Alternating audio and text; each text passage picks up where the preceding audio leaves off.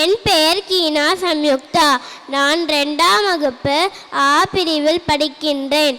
இந்தியாவில் வண்ணமயமாக கொண்டாடப்படும் பண்டிகைகளில் ஒன்று கோகுலாஷ்டமி.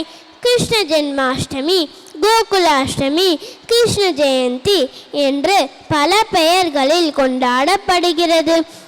மதுரா நகரில் தேவகி வாசுதேவருக்கு 8வது மகனாக கிருஷ்ண பகவான் அவதாரம் எடுத்தார்.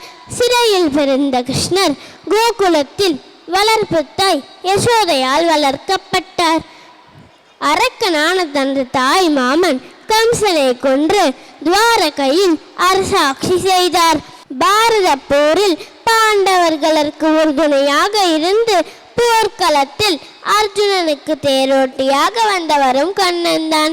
அர்ஜுனனுக்கு உபதேசித்த அறிவுரைகள் தான் இந்துக்களின் புனித நூலான பகவத்கீதை. கிருஷ்ண ஜெயந்தி தினத்தன்று வீட்டை சுத்தம் செய்து அரிசி மாவால் கோலமிடுவர். வாசலில் தொடங்கி பூஜை அறை வரை அரிசி மாவால் குழந்தையின் கால் தடங்களை பதிப்போம்.